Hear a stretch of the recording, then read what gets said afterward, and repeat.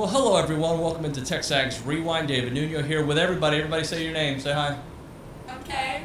I'm Zoe. Samuel, big shooter. There's like a delay, like we're on Zoom. All you guys in the back, like it was like a 5-second delay before you spoke. So today was all about Jimbo's response there to Nick Saban and how the national media, by the way, not a fan of the way Pete Thamel handles his business. I can tell you right now, he went on the Feinbaum show. It was not good. So we had to talk a lot about that stuff here on the program. During the Go Hour, we did Jimbo versus Saban. Then we did the baseball bunch. Those guys had a lot of opinions on what happened last night.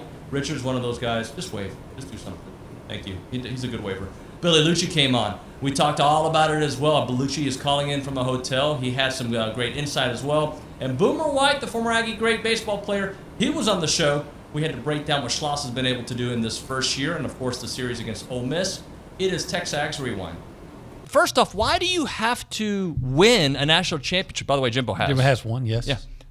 To have an opinion, to defend yourself. Right. That's what I've talked about for years about the national media's caste system. Look, they're going to a guy like Thamel is the same kind of guy that would have said, oh, there's no way Jimbo Fisher would go to A&M. Oh, he's going to LSU. And they have this issue for whatever reason that certain programs are going to be portrayed a certain way. They probably feel like, hey, Nick Saban's won a lot of games. That's not the issue. The issue is Nick Saban made a statement that's not true. And Jimbo Fisher was offended by it because it was an attack on him and his program, and he counterpunched.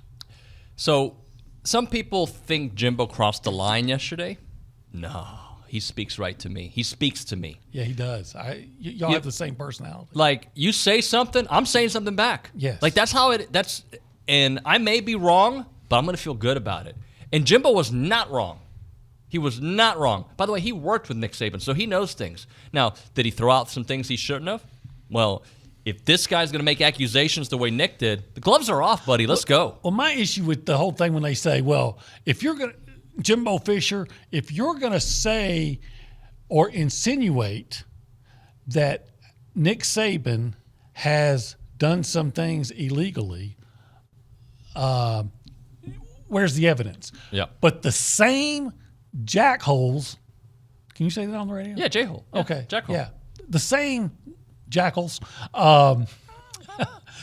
will look at what Nick Saban said when he actually made a statement that is inflammatory. Like, they bought every player, which is, by the way, against Texas state law. Yeah. And he makes that statement, and they don't say, where's the evidence? The evidence cannot be, well, you had the number one recruiting class of all time. That's not the evidence. Nope, that's not evidence. So you got to show me what you've got that proves the what Nick Saban was saying was true. And of course, Nick Saban backed off of that. But so kind of. But so there's the typical national media response, and I don't even think of Paul Feinbaum as media anymore. He has a radio show, but he ought to be one of Nick Saban's analysts. I always say if Nick he doesn't work for their PR staff? I think he does, But yeah. I've always said this, and they'll probably never have me on again, and that's okay. But if Nick Saban stopped abruptly, Paul Feinbaum would break his nose. So, but there's the double standard right there. That's a pretty good line, by the way. Yeah, thank you. Like I got another one that's not, for radio. It's not G-rated. But anyway, doesn't that just that right there encapsulate it all? If Jimbo Fisher makes an insinuation about Nick Saban, oh, where's the evidence? If Nick Saban makes an accusation against Jimbo Fisher, no one says, where's the evidence?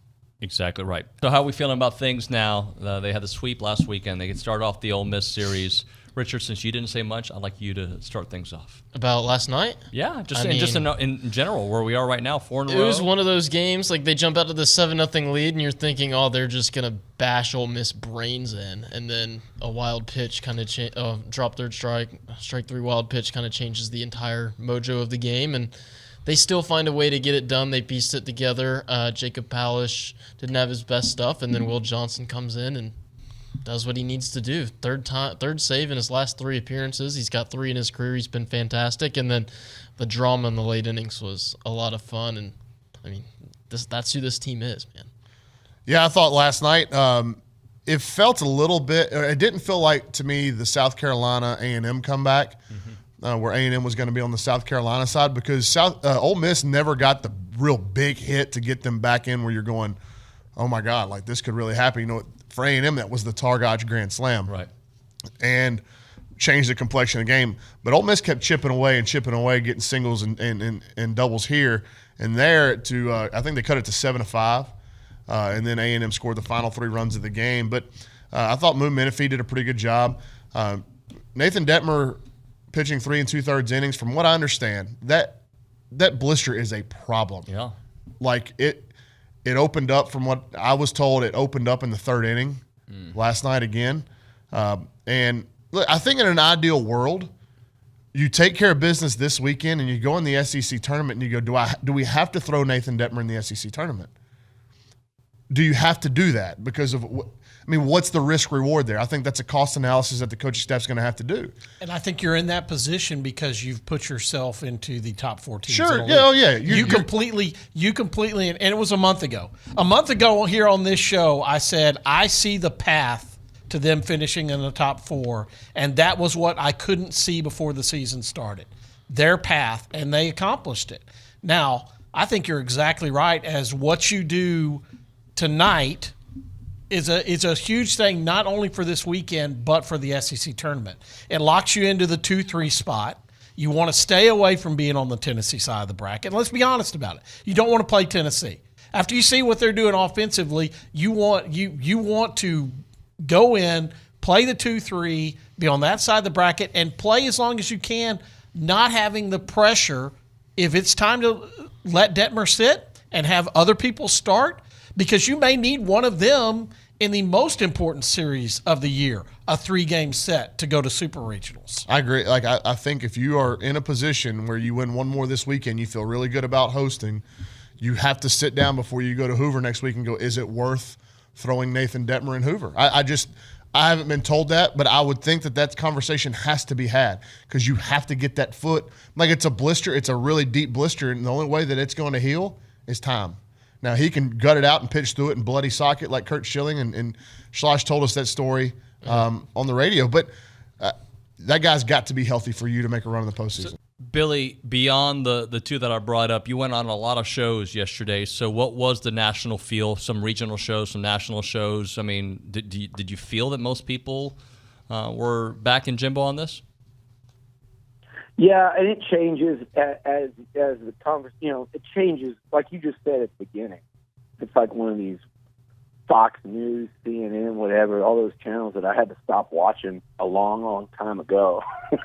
They just, because it is just shout downs, and it is just, it's kind of like it feels set up, and it feels that way because it is. But when I'm on, the questioning tends to be a little different because they bring me on as an A&M insider. So I think if they're good, they're trying to get some insight from the A&M side of things, rather than what'd you think about what Nick Saban said, and so it hasn't been. It's hard to tell, like if you're not listening to the entire show. But I think I'm with you. When it happened, Twitter's reaction was hell yeah. I mean, I saw even Longhorns and LSU fans and, fans from around college football saying, here's the deal, and I said this to Chad Withrow in Outkick yesterday. The little cliche, you know how I get with Twitter cliches and like the people that want to, I saw this on Twitter 247 times, so now I'm going to use it. And Dalton will laugh because I get on like Tim Zane or even Brawny. Like, let's not just try to use things because people are saying them and because, it's a Twitter thing, therefore I'm conditioned to use it. So the thing that everybody was wanting to say yesterday, all the people that thought, I'm going to say this and get a bunch of likes and make my day feel like I'm more accomplished today because while I'm sitting in my office, I got 111 likes on Twitter. because I said Nick Saban said the quiet part out loud. That's the big one. Said the quiet part. No, the person who said the quiet part out loud was Jimbo Fisher. Okay? Everybody's been running their mouth about A&M NIL. The quiet part is that Nick Saban's full of you-know-what. And the quiet part is, hey, Nick, nobody freaking cheats as much as you, and everyone in this sport knows it. That was the quiet part, and that's what Jimbo Fisher essentially said. How dare you, of all people, comment and make wild, baseless accusations at us? And that was the quiet part. And I think if you made every college football coach, and God knows how many guys that Nick and Alabama have recruited, a lot of them were sitting back thinking, Jimbo said the quiet part out loud. And so a lot of recruits weren't very quiet about it yesterday. You saw a lot of guys saying things. Yeah, Evan Stewart had a comment. Leon had a comment. I saw, who else was it?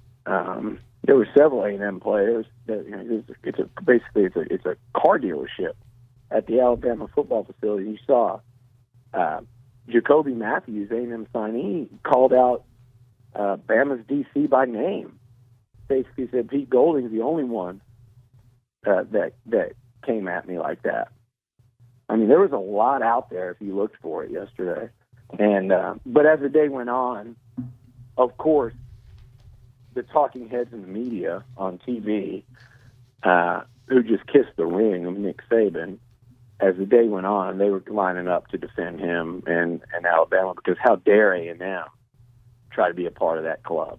Let's talk about how this team has done it this year. How have they put it together to be in this position right now, winning all these series in a row, winning last night against one of the hottest teams in baseball? How have they put it together?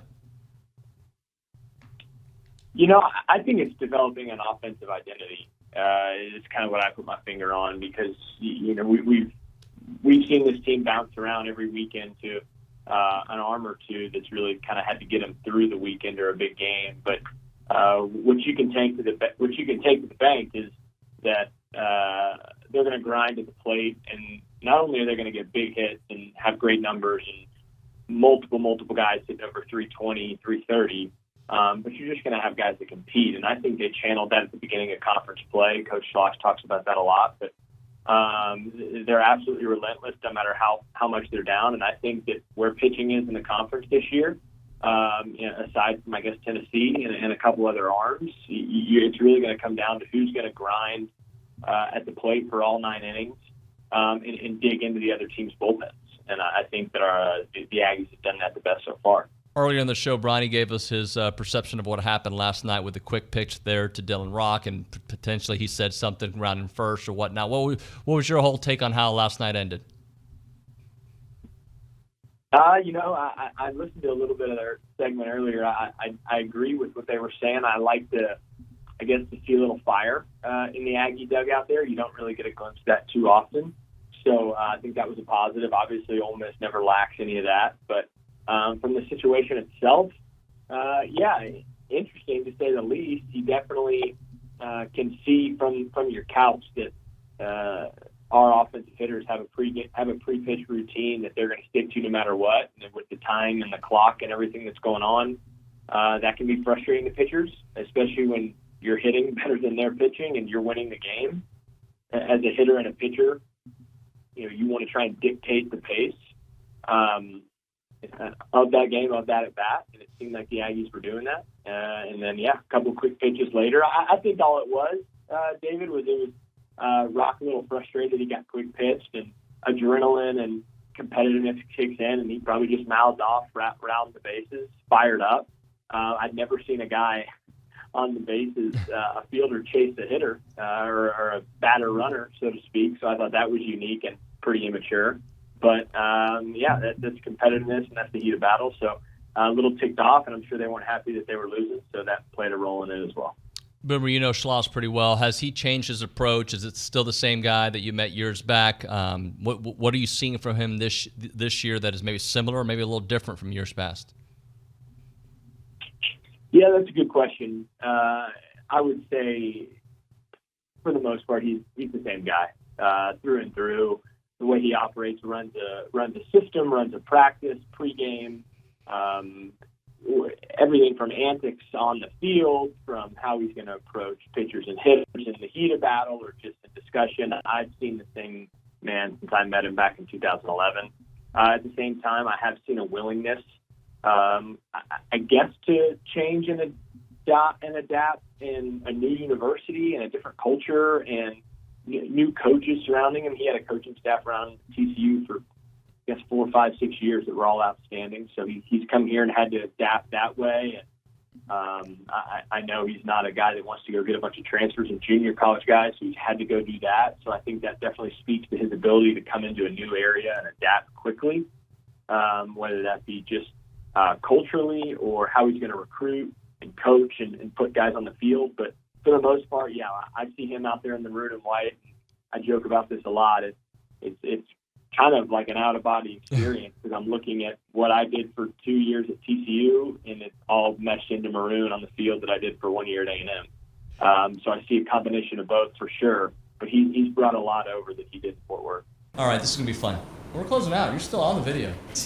Do you know what you're supposed to do at the end of a YouTube video? Yes. What are you supposed to do? Thanks for watching. Thanks for watching. What do you think you're supposed to do? Like, subscribe. Like, subscribe, comment, and share. Tell your friends about it. Write on the little thing, whatever. My brother's a YouTuber, so. What's that? My brother's a YouTuber. Well, there you go. I know the deal. So what else can we do? How can we raise our algorithm? What else do we tell them to do? Check out our other social media. Always. Stacked content. Yes. Subscribe to Stacked. This show is stacked. We'll see you next time.